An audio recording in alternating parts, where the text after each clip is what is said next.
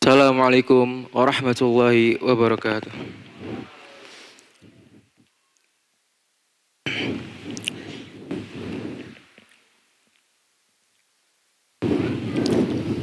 Innal hamdalillah nahmaduhu wa nasta'inuhu wa nastaghfiruh wa na'udzu billahi min shururi anfusina wa min sayyiati a'malina. May yahdihillahu fala mudilla lahu wa may yudlil fala hadiya lahu. Asyhadu an la ilaha illallah wahdahu la syarika lahu wa asyhadu anna Muhammadan abduhu wa rasuluh la nabiyya wa la rasula ba'dah. Qala Allah Ta'ala fil kitabil azim, a'udzu billahi minasy syaithanir rajim. Ya ayyuhalladzina amanu taqullaha haqqa tuqatih wa la tamutunna illa wa antum muslimun. Ya ayuhan nas ittaqu rabbakum alladzi khalaqakum min nafsin wahidah wa khalaqa minha zawjaha wa batha minhuma rijalan katsiran wa nisaa wattaqullaha alladzi tasaaluna bihi wal arham innallaha kana 'alaikum raqiba. Ya ayyuhalladzina amanu taqullaha wa qulu qawlan sadida yuslih lakum a'malakum wa yaghfir lakum dhunubakum wa may yuti'illah wa rasulahu faqad faza fawzan 'azima. Amma ba'du.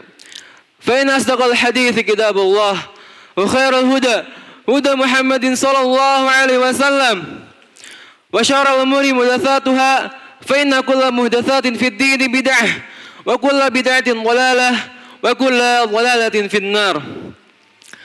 Segala puji hanya milik Allah Azza wa Jalla yang telah melimpahkan banyaknya kenikmatan kepada kita, yang diantaranya adalah nikmat iman, nikmat sehat, dan nikmat Islam, sehingga kita bisa berkumpul kembali di sidang khutbah Jumat ini yang insya Allah berkahinya.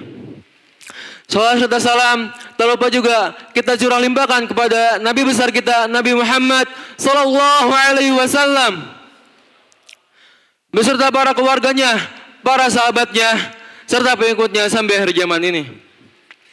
Tak lupa juga khatib berwasiat kepada diri khatib pribadi maupun kepada jamaah sekalian untuk selalu meningkatkan kualitas ketakwaan kita kepada Allah Azza wa Jalla sebagaimana dalam firman-Nya, "Wa tazawwadu fa inna khairaz zadi taqwa." Berbekalah karena sebaik-baiknya bekal adalah takwa.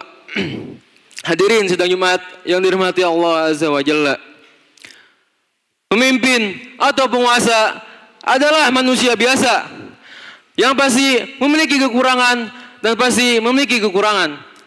Yang pasti memiliki kekurangan dan pasti memiliki kesalahan, baik yang berkonsekuensi dosa ataupun tidak. Namun sayang, banyak orang yang melupakan kodrat ini. Mereka menuntut pemimpin mereka sempurna dan dicintai oleh semua rakyatnya. Sebuah tuntutan yang tidak realistis. Berawal dengan berlanjutan kekecewaan, akhirnya berujung pembangkangan yang berakibat pada pertumpahan darah. Semoga Allah senantiasa melindungi pemimpin kaum muslimin dan kaum muslimin dari hal-hal yang tidak diinginkan. Meski manusia biasa, namun seorang pemimpin memiliki kedudukan yang tersendiri dalam syariat Islam, sehingga dia harus dengar ucapannya dan harus ditaati.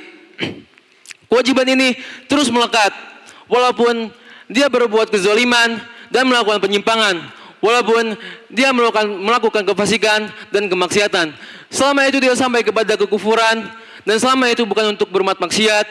Jika berbuat maksiat maka tidak boleh taati dan bermaksiat kepada Sang Khalik. Allah Azza wa Jalla berfirman, "Ya ayyuhalladzina amanu athi'ullaha wa athi'ur rasul wa ulil amri minkum fa in tanaza'tum fi syai'in farudduhu ila Allah wa rasulih in kuntum tu'minuna billahi wal yawmil akhir dzalika khairu wa ahsanu ta'wila." Wahai orang yang beriman, taatilah Allah dan taati Rasulnya dan ulil amri di antara kamu. Kemudian jika kamu berlainan pendapat tentang sesuatu, maka kembalikanlah ia kepada Allah dan Rasulnya. Jika kamu benar-benar beriman kepada Allah dan hari kemudian, maka itu lebih utama bagimu dan lebih baik akibatnya. Dalam menyikapi berbagai kesalahan yang dilakukan oleh penguasa atau pemimpin, baik dalam bentuk ketetapan maupun keputusan, perkataan maupun perbuatan yang menyelisih syariat, maka Rasulullah SAW bersabda, Inna satakunu ba'di athratun wa umuru tunkirunaha. Qalu ya Rasulullah, kaifa tumuru man adraka minna dzalik? Qala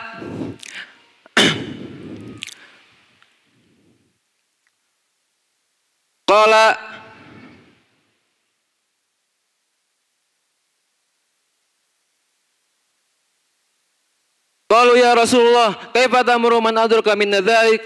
Qala anta dunal haqq alladhi 'alaikum wa tas'aluna Allah alladhi lakum. Muttafaq alaih.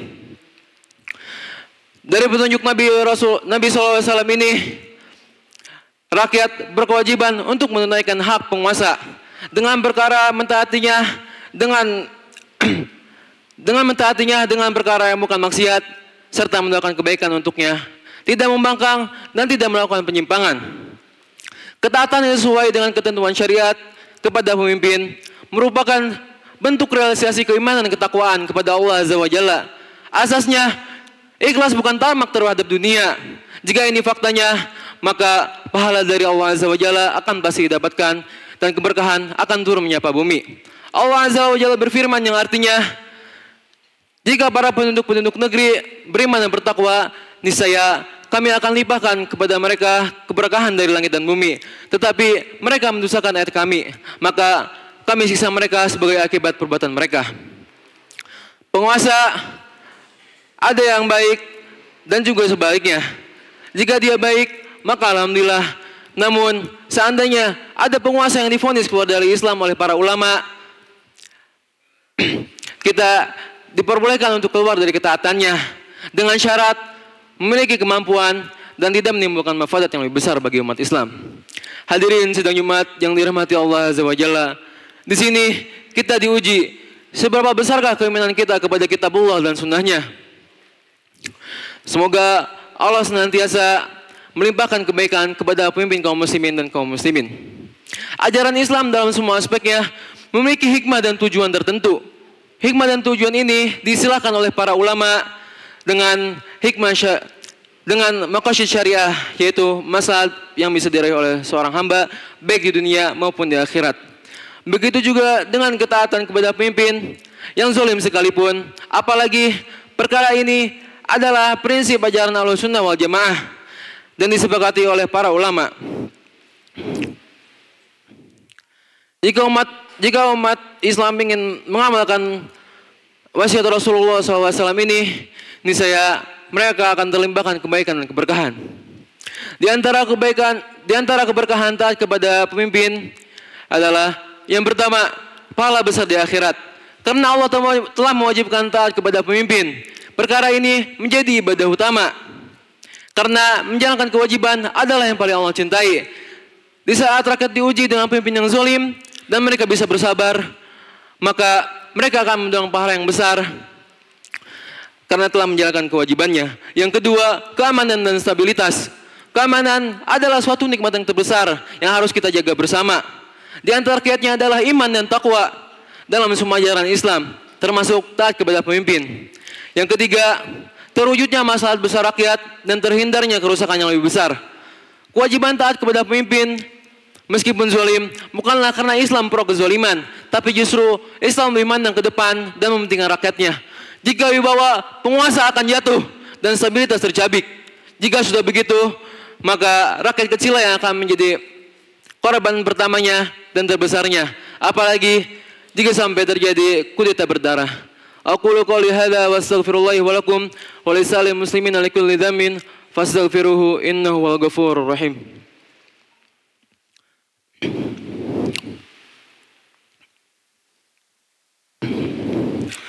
Alhamdulillah rabbil alamin.